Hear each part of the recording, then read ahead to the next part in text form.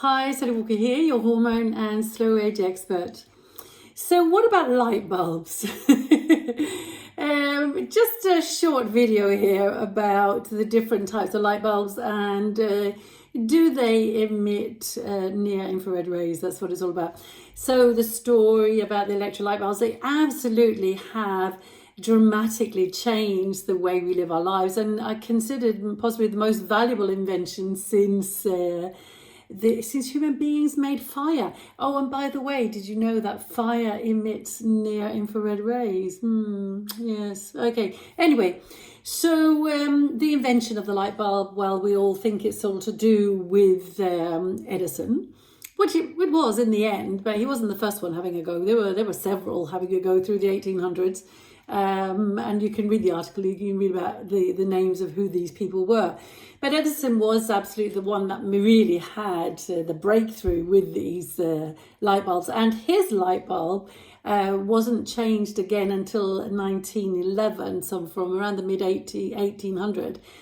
His light bulb actually was considered the perfect one until about the 1911, and then the little filaments were changed.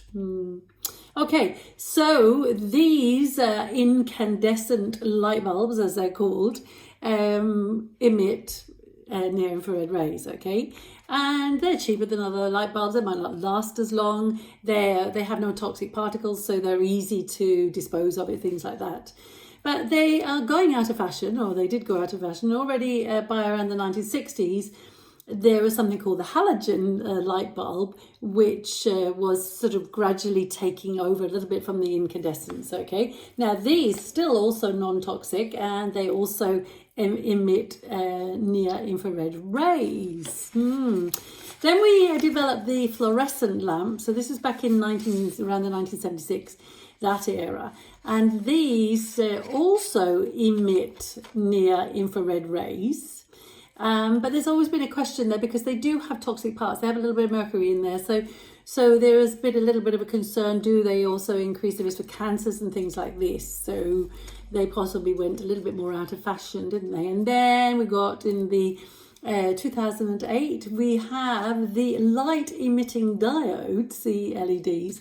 And these are the bee's knees today, aren't they? They're all very, very popular. And they don't create heat and they don't have dangerous chemicals, so they're easy to dispose. But the big minus with these light bulbs is that they do not emit near infrared rays. People, we need the near infrared rays. Did you know actually that the cannabis industry, so if you're not growing your cannabis outside in the sunshine, it's in maybe a greenhouse, you have to make sure that that glass is going to be allowing the near infrared rays in. So what the cannabis production people found, that they actually had to reintroduce the near infrared because then the plants grew bigger and were better and healthier, etc., and there was more cannabis to go around. Yes. So think of yourself as being a little cannabis plant, I think, is the end of the day, and make sure that you don't have only have LED lamps in your house, that you do also have some of the old-fashioned, if you can get your fingers in them, the old-fashioned incandescent lamps, so you make sure you're getting your near infrared rays. Happy hormones, happy life.